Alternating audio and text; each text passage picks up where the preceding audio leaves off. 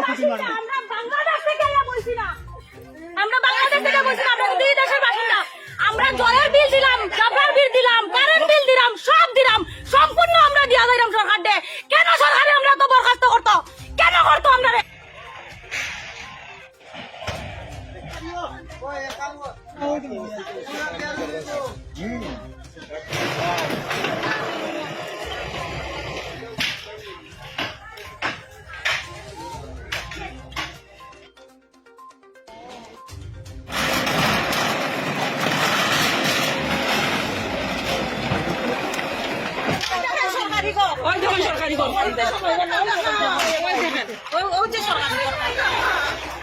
সরকারি ঘরটা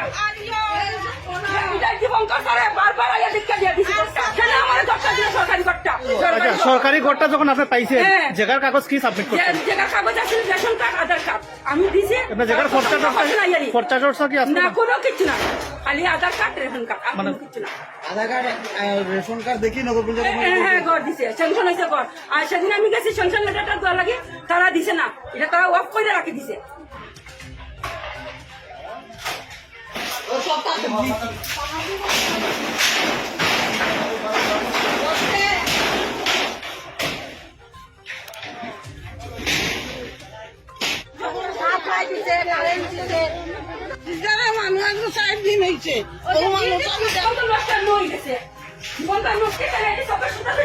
আমার নাম শুক্লা দাস। কি হয়েছে এখানে? এখানে তারা ফাঁসার জায়গা বলে, এটা তো জানি না। আমরা জায়গা রয়েছি আজকে 20 বছর। আমার আমি তো দিব্যিসে চললাম, দিব্যিসে আমার জিনিস বানাইলাম। হ্যাঁ, এরপর একটা সরকারি ঘর আমি পাইছি। সরকারি ঘরের লোকে নইলে আরো 2.5-3 লাখ টাকা আমি ঘরের তলে ঢুকাইছি। তখন দীপঙ্কর স্যার 2-3 বার করে দেখছে। দীপঙ্কর স্যার 2-3 বার দেখছে। তখন তাই দেখছে না যেটা খাস না নিজের জায়গা না দলিল আছে। জাবরার বিল, সাবরার বিল, কারেন্ট বিল আমরা দিয়া যাইতাছি দিয়া যাইতাছি। এরপরে আমি যখন টাকাটা নি দেই তখন 22 চেয়ারম্যান আমার লগে গিয়া টাকাটা দিয়া দিছ। শ্যামল দায় কইছে ঘর বানাও, জোর দখল করো কি যাও। আমরা কইছি জোর দখল করতাম না, মালিক গরিব, মালিকের ছেলে মেয়ে নাই, মাইয়া 5টা বিয়া দিয়েছে, তাই না খাইতো। আমরা অল্প পয়সা দিয়া আমরা বই, তবু আমরা জোর দখল করে পিঠা খাইতে চাই না। এইরকম মেম্বার যখন আমার লগে টাকা দিয়েছে তখন কইলো না কেন এটা খাসের জায়গা, কেন আমার লগে এই প্রতারণাটা হইলো। আপনি কার থেকে জায়গা কিনছেন? জায়গা আমি কেউ কমলা সিংহের থেকে কিনছি। আমি মানে অল্প অল্প ঘর বাড়াটির মতন আমি টাকা দিছি। হাতুয়া কাগজ দিছে তাই নে, আমরা অল্প মাসে মাসে মানে মনে করেন যে তাই এটা আমাদের দানপত্র দিছে। সরকারি কাগজ কি মানে সরকারি যে ঘর দেওয়া হয়েছে তখন কি দেখেনি আপনাদের? না, দেখে না, দেখছে না। দীপঙ্কর আইয়া দিছে ঘর। এই যে আজকে আমার ছেলেটা আজকে 12 ফাইনাল রাইট করে কলেজে যাইতো আমার ছেলেটা। 2টা দিন আমি টাইম চাইছি, তার টাইম যে আমার 2টা দিন দাও, আমি একটা তান্ত্রিক জায়গা লই, তবু আমি সেটা সরে যেতাম না। দীপঙ্কর সরকারি লাভ করে বলা দিছে। 3 দিনের শিশু আমার ঘরে জন্ম হয়েছে, 3 দিনের শিশু আমার ছেলেরা। আপনাদের কোনো নোটিশ দেওয়া না, কোনো ধরনের নোটিশ দেওয়া না। নগর পঞ্চায়েত মারতাম না, নগর পঞ্চায়েত কাছে সই দিয়ে আমি আমরা না, আমরা সই দিয়ে আমরা হাজবেন্ডের লোকে জানতে লাগবো, জানতে লাগবো গিয়া আমরা সই দিলাম না। আমরা বাসা দিয়া একটু বুঝাপড়াটা করি, করিয়া আপনারা জানাইমু। আমরা 15টা দিন একটা মাস দিন টাইম। এখানে টোটাল কয়টা পরিবার আপনার? আমরা 4টা পরিবার, টোটাল 4টা পরিবার। আমরা এখন আপনারা কি চাইছেন? আমরা চাইতেছি যে আমরা গর্দটা কোনো কিছু ভাঙা হচ্ছে না। আমরা 15 দিন টাইম দিত। আমরা 1 সপ্তাহ চাইছি, মাত্র 1 সপ্তাহের মধ্যে আমার শিশুটা নিয়ে আজকে আমার নাতিরা ঘরে তো বার করে দিচ্ছে। 3 দিনের শিশু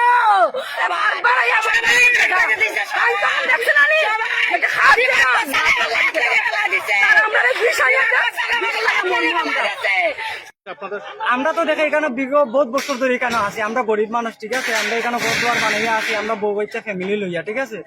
আমরা দেখেন সরকারি বাবদে কোনো নোটিশ দিছে না, কিচ্ছু দিছে, ঠিক আছে। কোনো কিচ্ছু আমরা দিছে না। আমি সকালে উঠে গাড়িতে গেছি, দেখেন আমি গাড়ি চালাই, হঠাৎ করে শুনি বাড়ির থেকে ফোন গেছে, ডোজার লইয়া সরকারি বাবদে মানুষ আইছে, পুলিশ প্রশাসন আইছে, আইয়া ফিরা তো ঘর দুয়ার ভাঙিলার। আমি কই কি নোটিশ কোনো কাগজ দিছিনি? কয় না, কোনো কাগজ দিছে না। বিনা নোটিশে বিনা কাগজে আইয়া তারা দুম দাঁড়া কলতা ভাঙিলার।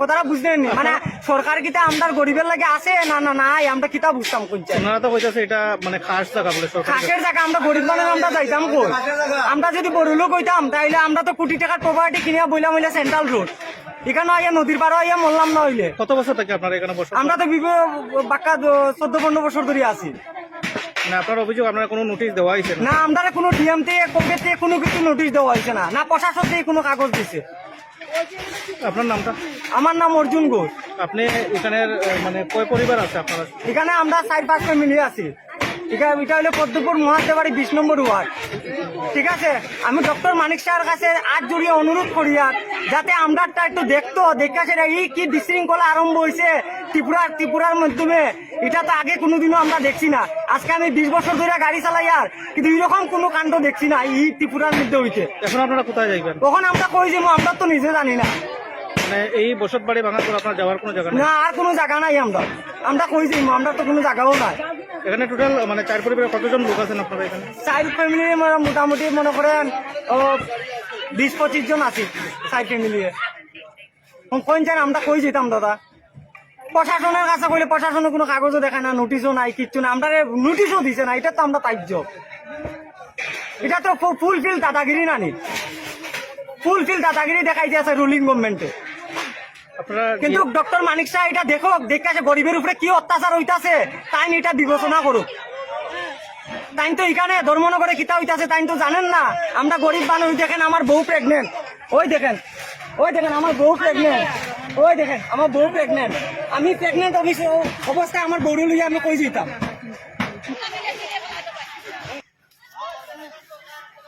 সবচেয়ে আমার কষ্ট আমার নানিদারে বাড়িতে বাইরে দিল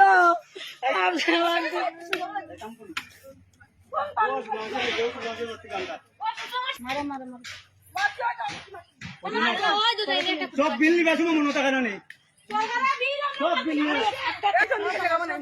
প্রচুর জায়গা আছে তারা হয়েছে নদীর ঘরের দিকে একটু জায়গা দাও তারা শুনছে না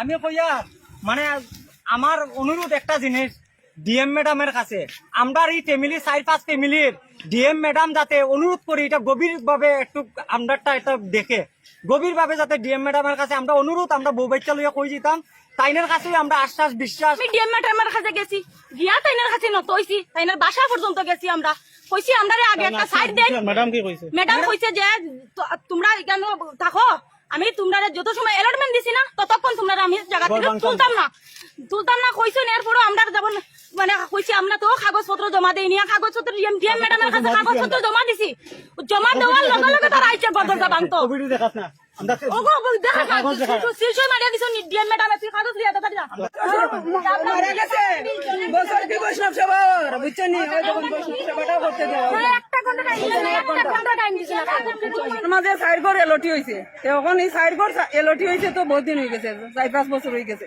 কিন্তু এর লগের বলে এলটি জায়গা আরেকজনে পাইছে এখানে কয় পরিবার আছে এখানে 2 পরিবার আছে 2 জায়গা মানে আপনারা এখানে কয় পরিবার আছে আজকে এখানে 4 পরিবার এখানে 2 পরিবার মানে আপনাদের জায়গাটা উচ্ছেদ করা হইতেছে উচ্ছেদ করা হইতেছে বাকি জায়গাটা এদিকে কি মানে বাকি জায়গা বলে এখানে এলটি দিয়া গেছে কি খালি জায়গাটা ওই জায়গাটা আপনারা কি চাইতেছেন ও তো আমরা নদীর ঘরে দিয়ে দিলাম সাইড ঘরে আপনার এটা দাবি এটা দাবি বুঝছেন আপনার নামটা সুলেখা দাস আপনি এটা 20 নম্বর ওয়ার্ড আপনি কোন ডিপার্টমেন্ট থেকে এসেছেন সোশ্যাল এডুকেশন মানে আপনি কোনো দায়িত্ব নেই এখানে এখানে 100 বেডের ওয়ার্কিং উমেন হোস্টেলের জন্য সোশ্যাল ওয়েলফেয়ার সোশ্যাল এডুকেশনের জায়গা এটা এই জায়গাটা এখানে 100 বেডের ওয়ার্কিং উমেন হোস্টেলের জায়গা সোশ্যাল ওয়েলফেয়ার সোশ্যাল এডুকেশন আজকে এভিকশন হচ্ছে